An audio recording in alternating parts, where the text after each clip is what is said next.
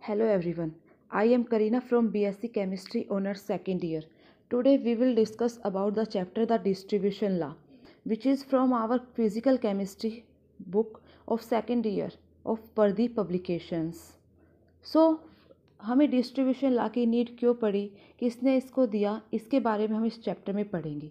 तो first of all इसका introduction definition of the distribution law.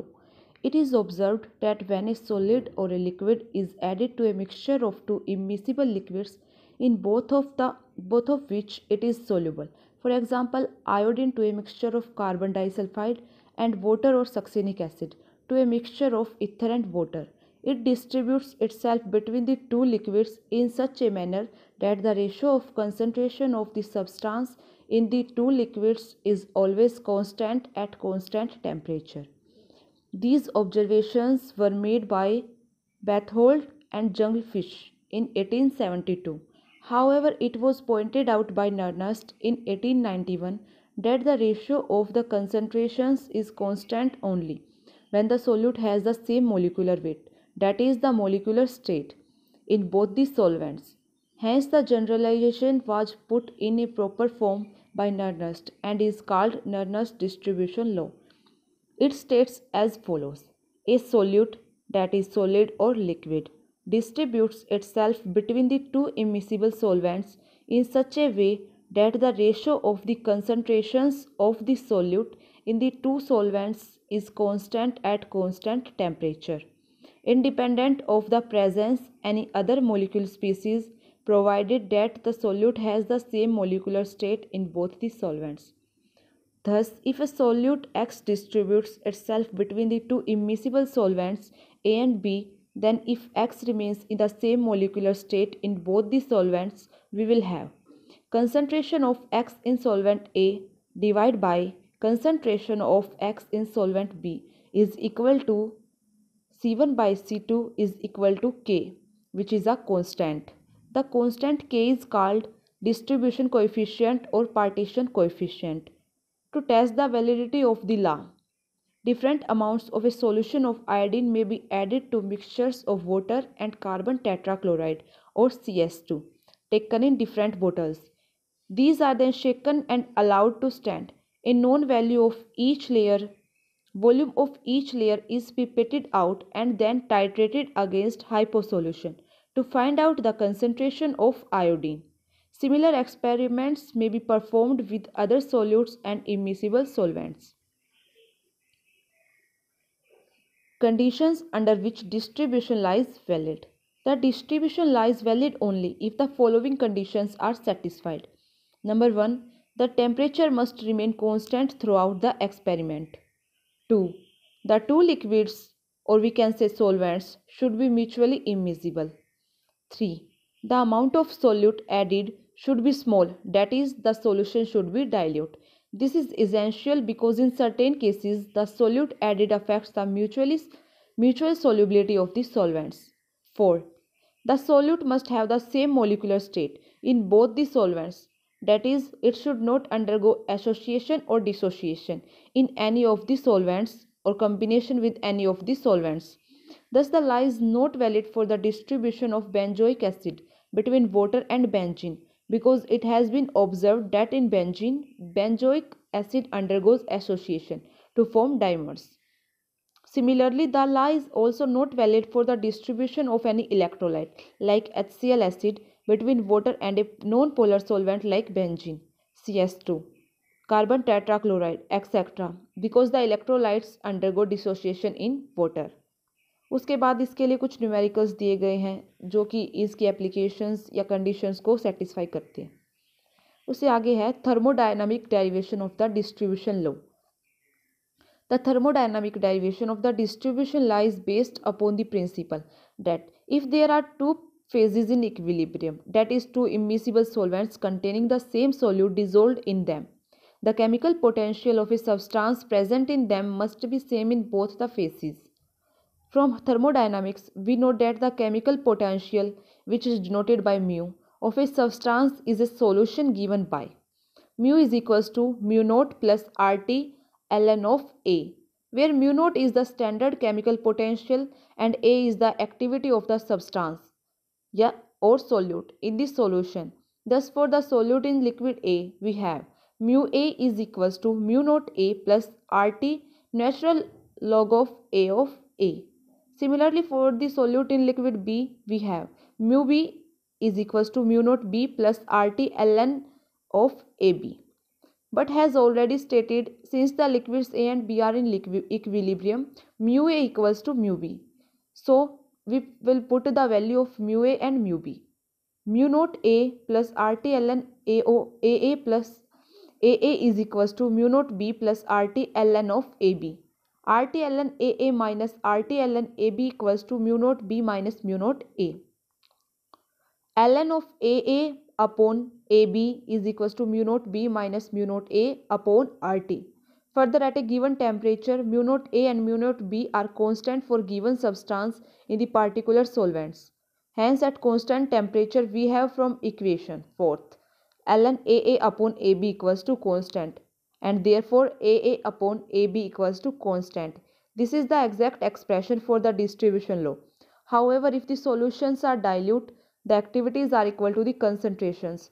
So this expression may be modified as Ca upon Cb equals to constant, which means concentration of A divided by concentration of B is equals to constant, which is the original form of distribution law. Next है change in the molecular state and distribution law. As mentioned earlier, Nernst was the first person to point out that the distribution law in the form C1 by C2 equal to constant is applicable only if the solute remains in the same molecular state in both the solvents. That is, it does not undergo association or dissociation in any of the solvents or combination with any of the solvents. If, however, such changes takes place in any of the solvents, then the law cannot be applied to the total concentrations of the solute in the two phases, but only to the concentrations of the identical molecular species in two phases. In each of these cases, the distribution law equation is modified as discussed below in following these cases. Case first, when the solute undergoes association in one of the solvents. Suppose the solute X remains in the normal molecular state in the phase first, but N molecules of it associate to form complex molecules Xn in phase second. Then the following two equilibria will exist simultaneously, which is shown in the figure. In this figure, we have taken two phases, phase 1 and phase 2. In phase 1, no change takes place and its concentration is equals to C1. In phase 2, association takes place and concentration is equals to C2. First case exists in a between two phases. जो first case है इसका वो two phases में exist करता है. X is in equilibrium with X and the second case is NX in equilibrium with Xn in the same phase second.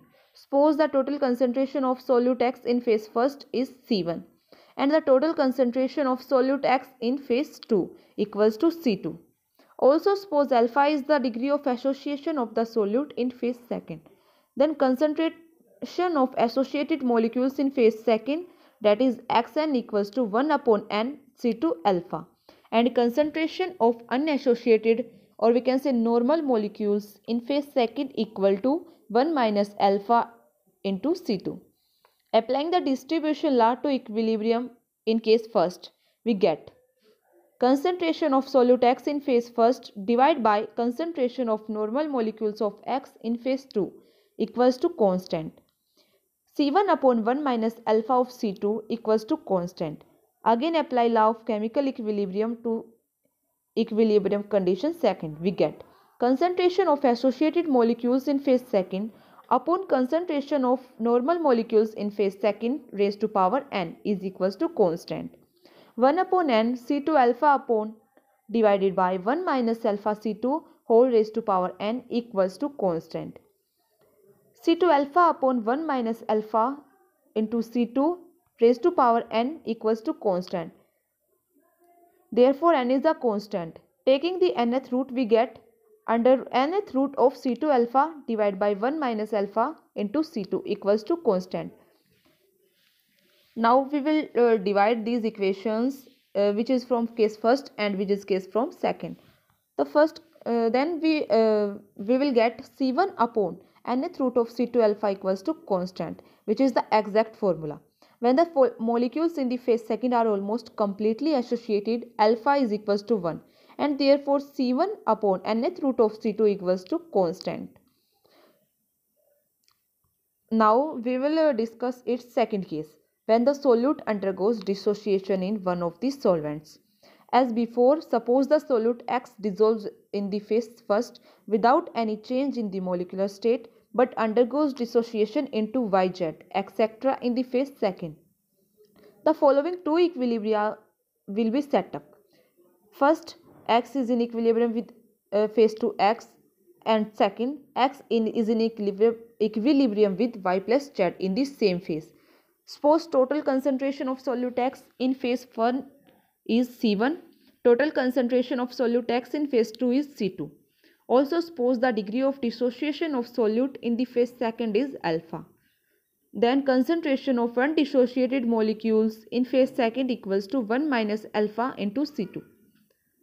Apply the distribution law to equilibrium first, we get C1 upon 1 minus alpha of C2 is equals to constant. Here K is equals to partition coefficient. Note, it is obvious that if the solute undergoes dissociation in phase first with degree of dissociation alpha but remains normal in phase second, then the formula obtained will be C1 1 minus alpha divided by C2 equals to K.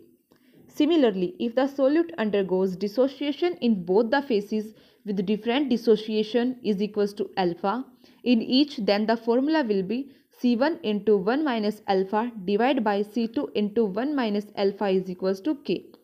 From the above expression, the degree of dissociation alpha can be calculated. Case 3.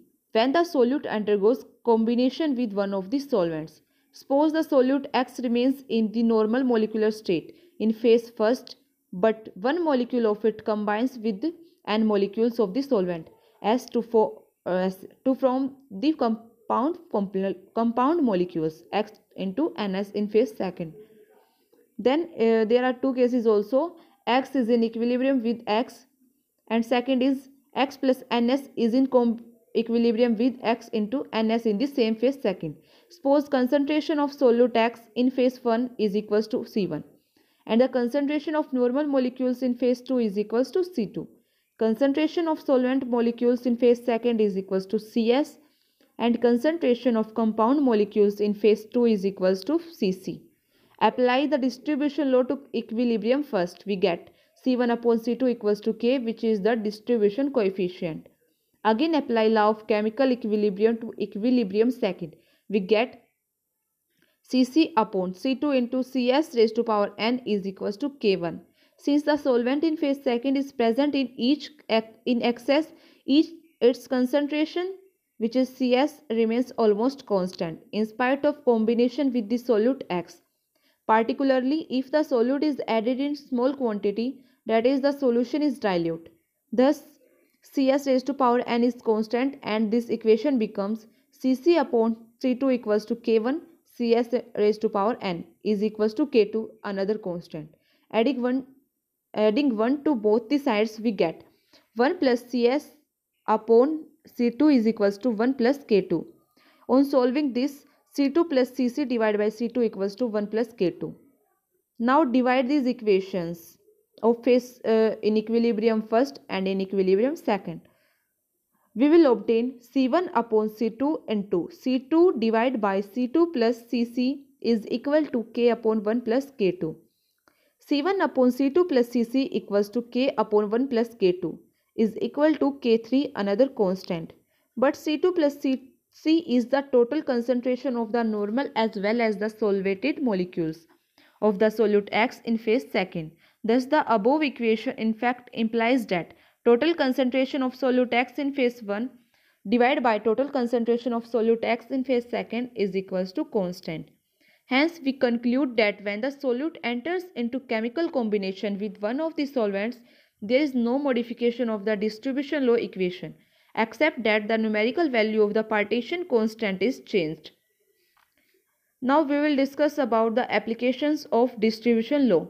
The first application is in calculating the solubility of a solute in a solvent. When the two immiscible solvents are in contact with each other and the solute is added in such a large excess that saturated solutions are formed, then the concentration of the solutions at this stage will be equal to their solubilities. Assuming that the distribution law is applicable for such concentrations, we will have C1 upon C2 equals to S1 upon S2 is equals to K, where concentration C1 equals to S1 is the solubility of the solute in solvent 1 and concentration C2 equals to S2 is the solubility of the solute in solvent 2. Thus, knowing the distribution coefficient K and the solubility of the solute in one of the solvents, then in the other can be calculated. Now, some numerical problems are giving on the solubility of solvents. Second application, in studying the extent of association or dissociation of the solute in a solvent. We have already seen that when a solute undergoes association in one of the solvents, Nx is in equilibrium with Xn in which its total concentration is C2 and has the normal molecular state in the second solvent in which concentration is C1. Then distribution law formula is modified to C1 upon nth root of C2 equals to K. From this formula, the value of n can be calculated either by hit and trial method or by logarithm method as explained below. Number 1, hit and trial method. The values of C1 and C2 obtained in different experiments are put in equation C1 upon nth root of C2 equals to K. Then putting n equals to 2, 3, 4, etc. one by one. The values of K are calculated in each case. The number which gives constant value for K is the correct value of n. Second method is logarithm method. The formula for finding n is C1 upon nth root of C2 equals to K. C1 upon C2 1 by raised to power 1 by n equals to K. C1 equals to C2 1 by n raised power into K. Taking logarithm of both the sides, we will get log C1 up is equals to 1 by n log C2 plus log K. From two sets of values C1, C2 and C1 dash, C2 dash, we have log C1 equals to 1 by n log C2 plus log K. Log C1 dash equals to 1 by n log C2 dash plus log K. Subtracting these equations, we will obtain log C1 minus log C1 dash equals to 1 by n log C2 minus log C2 dash. N equals to log C2 minus log C2 dash divided by log C1 minus log C1 dash. Hence, n can be calculated. Similarly, when a solute undergoes dissociation in one of the solvents, X is in equilibrium with Y plus Z in which its total concentration is C2 and has the same normal molecular state in the second solvent in which its concentration is C1. Then we have C1 upon C2 into 1 minus alpha is equals to constant.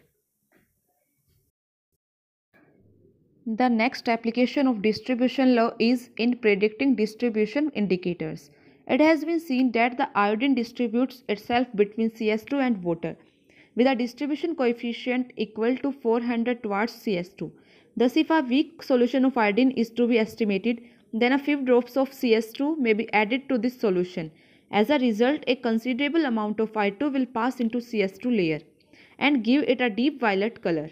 Now the solution may be titrated against hyposolution till the violet color in CS2 layer disappears. Thus, iodine acts as a distribution indicator in this case.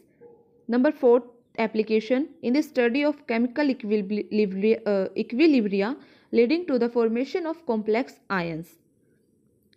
Distribution law helps us to determine the equilibrium constant for any of the above equilibrium reactions and hence to establish the formula of complex ion on the basis of the constancy in the value of the equilibrium constant. As an example, let us consider the first equilibrium reaction. The study of this equilibrium involves the following steps.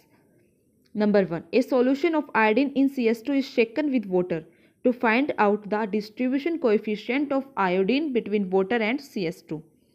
A solution of iodine in CS2 of known concentration is shaken with Ki solution also of known concentration.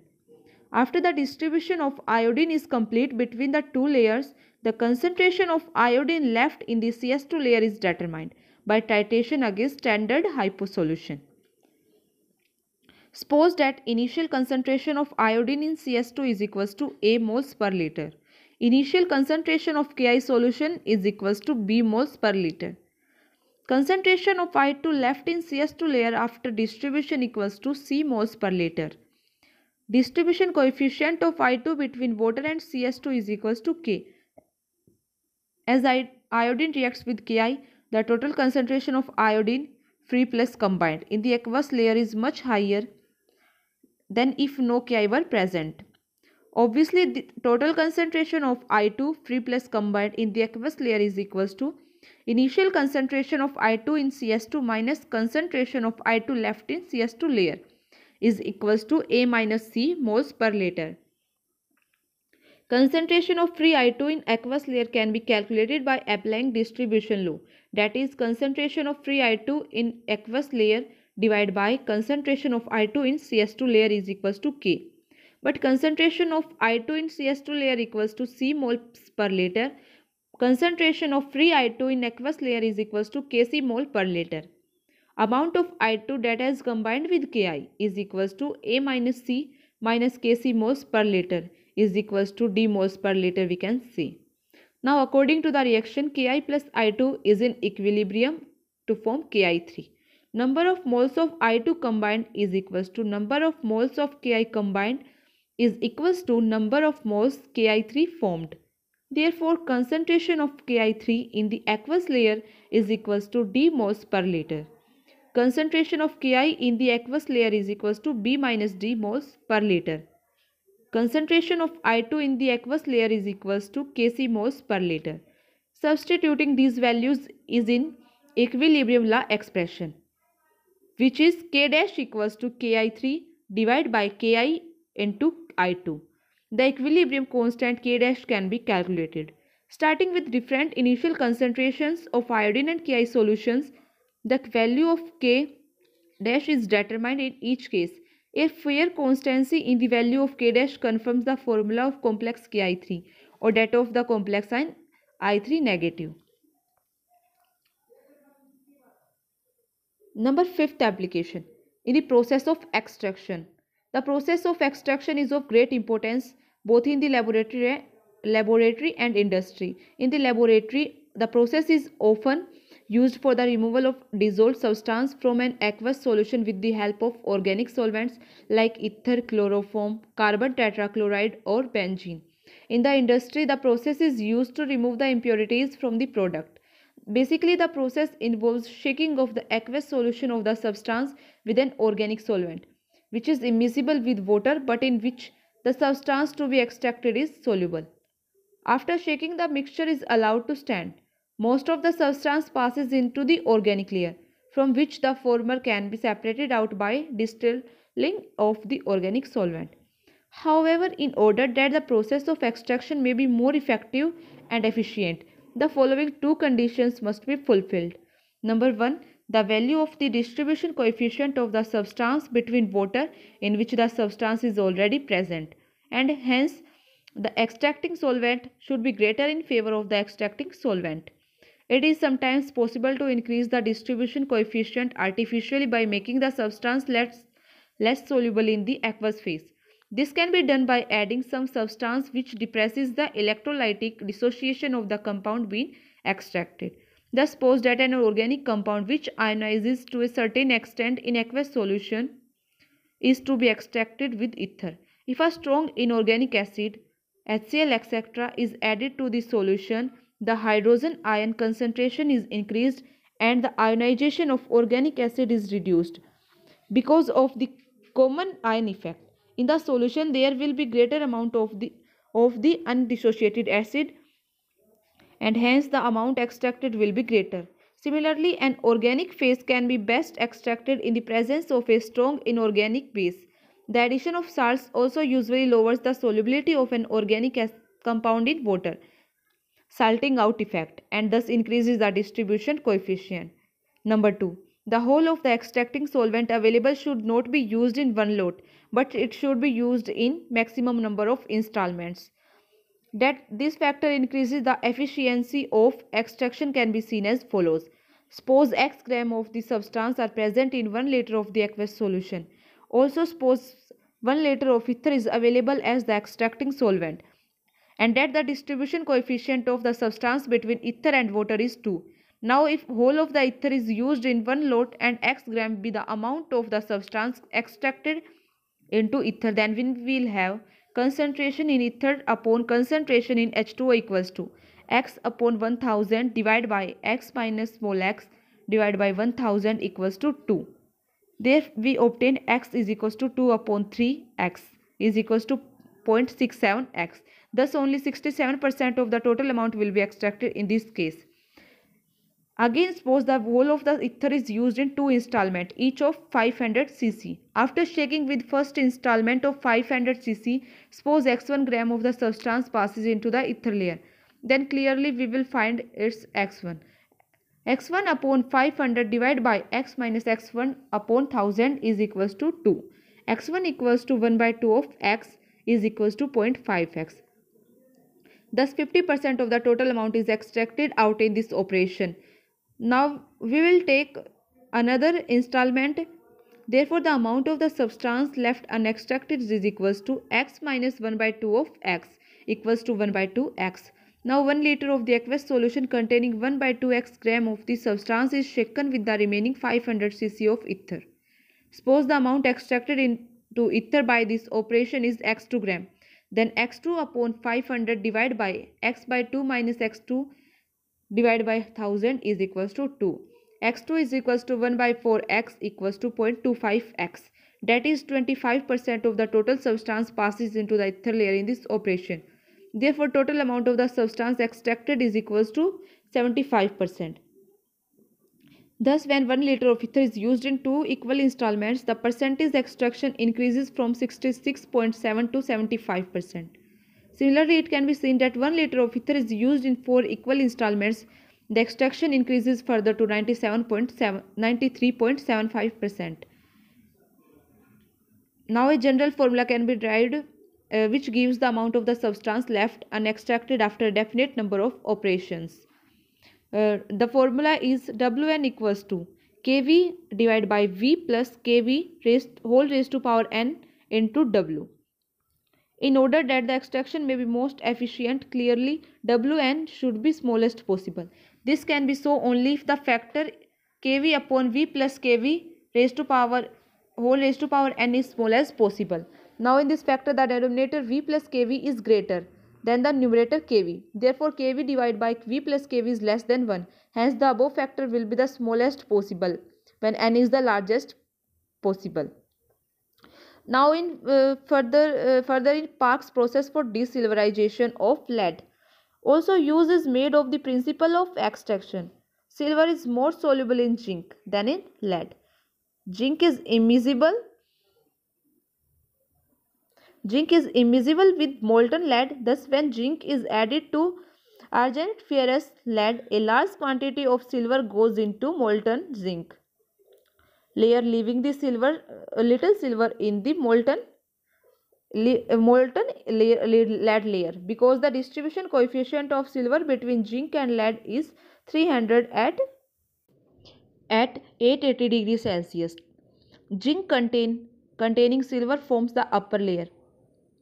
Thus, by repeating the process, almost total quantity of silver can be extracted from argineous ferrous lead. Now its another application is in the determination of degree of hydrolysis. Let us first study some terms and expression related to salt hydrolysis. The first one is hydrolysis constant.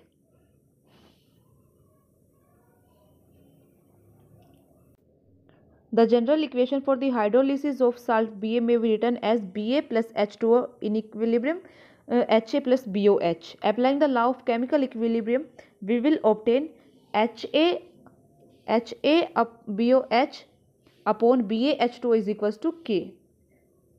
The K is equals to the equilibrium constant. Since water is present in very large excess in the aqueous solution, its concentration H2O may be regarded as constant. So that we have HA into BOH upon BA equals to K H2O is equals to KH. KH is called the hydrolysis constant. The second is degree of hydrolysis. What is degree of hydrolysis? The degree of hydrolysis of a salt is defined as the fraction or percentage of the total salt which is hydrolyzed. For example, if in a solution of aniline hydrochloride, 90% of the salt is hydrolyzed into aniline and hydrochloric acid, the degree of hydrolysis is 0.90 or may be expressed as percentage, that is 90%. It is usually represented by the symbol H. H equals to number of moles of the salt resolved, hydrolyzed. Number of moles of the salt hydrolyzed divided by total number of moles of the salt taken. Now the expression for degree of hydrolysis for solution of different type of salt. First, salt of weak acid and strong bases. First one is salts of weak acids and strong bases. Represented salt by Ba as usual. The hydrolysis will be represented as follows: Ba plus H2O in equilibrium, BOH plus HA, B positive plus A negative plus H2O2 is in equilibrium, B positive plus OH negative plus HA, or A negative plus H2O equilibrium, OH negative plus HA. It is the case of anion hydrolysis. Suppose the original concentration of the salt in the solution is C moles per liter and H is the degree of hydrolysis at this concentration. Then we have original concentration at equilibrium. A negative plus H2O is in equilibrium, OH negative plus HA. Original concentration at equilibrium C, OH negative 0, HA 0. Molar concentration at equilibrium C into 1 minus H, OH negative concentration CH, HA, CH. The hydrolysis constant KH will be given by KH equals to OH negative into HA upon A negative is equals to CH into CH upon C into 1 minus H is equals to CH square upon 1 minus H. If H is very small as compared to 1, we can take 1 minus H equals to 1. So that the above expression becomes CH square equals to KH. H square equals to KH upon C. H is equals to under root of KH upon C and hence H is directly proportional to under root of 1 upon C. Thus, the degree of hydrolysis of a salt of weak acid and a strong base is inversely proportional to the square root of its molar concentration. Second, salts of strong acids and weak bases. For such a salt Ba, the hydrolysis may be represented as Ba plus H2O in equilibrium BOH plus HA. It is a case of cation hydrolysis. Number 3, salts of weak acids and weak bases, which also represents the formula H is direct as is equals to under root of KH. Now determination of degree of hydrolysis by the application of distribution law. Suppose it is required to determine the degree of hydrolysis of aniline hydrochloride, which is a salt of weak base and a strong acid. Weak base we say aniline and strong acid HCl. The method consists of 2 steps as follows. Number 1, determination of hydrolysis constant. Aniline chloride is hydrolyzed as C6H5NH3Cl plus H2O. Equilibrium C6H5NH3 positive OH negative plus HCl. And we can write this C6H5NH3 positive OH as C6H5NH2 plus H2O. The hydrolysis constant will be given by KH equals to free aniline into free HCl acid upon unhydrolyzed salt.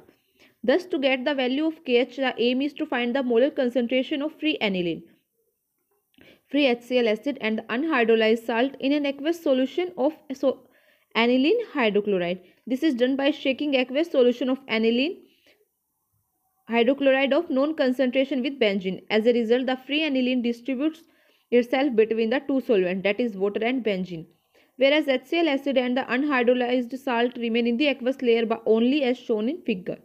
Number 1. Calculation of concentration of free aniline in the aqueous layer. For this purpose, the concentration of aniline present in the benzene layer is found by taking a known volume of this layer, evaporating of the benzene and find weight of aniline left. Having known the concentration of aniline in the benzene layer, then in the aqueous layer can be calculated if the distribution coefficient of aniline between water and benzene is known, which can be found by a separate experiment. Number 2. Calculation of concentration of free HCl produced. From the hydrolysis equation, number of moles of HCl produced equals to total number of moles of aniline produced. But total amount of aniline produced equals to amount of aniline present in benzene layer plus amount of aniline present in the aqueous layer. Each of these amounts has already been calculated in step A above. Hence the total number of moles of aniline produced and hence the free HCl produced can be calculated. Knowing the volume of the aqueous layer, the concentration of free HCl in the aqueous layer can be calculated. Number 3. Calculation of concentration of the unhydrolyzed salt. From the hydrolysis equation, it is clear that the number of moles of salt hydrolyzed equals to total number of moles of aniline produced or free HCl produced, which has already been calculated in step B above. Hence, knowing the initial number of moles of the salt taken, the number of moles of the salt left unhydrolyzed can be calculated. Further, knowing the volume of the aqueous layer, the concentration of the unhydrolyzed salt can be calculated. Calculation of degree of hydrolysis. Knowing the hydrolysis constant Kh, the degree of hydrolysis of a solution of aniline hydrochloride having concentration C moles per liter can be calculated directly from the expression H equals to Kh under root of Kh upon C. Now some numerical problems are given. Now its summary. Nerner's distribution law. A solute distributes itself between two miscible solvents in such a way so that the ratio of concentration of the solute in the two solvents is constant at constant temperature, independent of the presence of any other molecular species, provided that the solute has the same molecular state in both the solvents. Mathematically, C1 upon C2 is equals to K. Number 2. Conditions under which distribution law holds good. Temperature should remain constant. Two liquids should be immiscible. Amount of solute added should be small. The solute should not undergo dissociation or association in any of the solvents or combination with any of the solvents. Now thermodynamical derivation of distribution law, we will obtain Ca upon Cb equals to constant. Change in molecular state and distribution law. इसमें 3 conditions बनती है. First one is the solute undergoes association. Then we obtain C1 upon under nth root of C2 equals to constant. The second is when solute undergoes dissociation, we obtain C1 upon C2 plus Cc equals to K. And when it is in the combination, and when it undergoes dissociation, it will become C1 upon 1 minus alpha into C2 equals to constant. Applications of distribution law in calculating the solubility of a solute in a solvent. C1 upon C2 is equals to S1 upon S2 equals to K. In studying the extent of association or dissociation of the solute in the solvent, C1 upon nth root of C2 equals to K by at trial method and by logarithm method. Number 3. In studying chemical equilibrium forming complex ions. Number 4. In the process of extraction. Number 5. In the determination of degree of hydrolysis. And then some important we can say long answer questions, short answer questions and very short answer questions are given on the above chapter. So I hope आप लोगों की इससे थोड़ी बहुत help हो पाए. Thank you.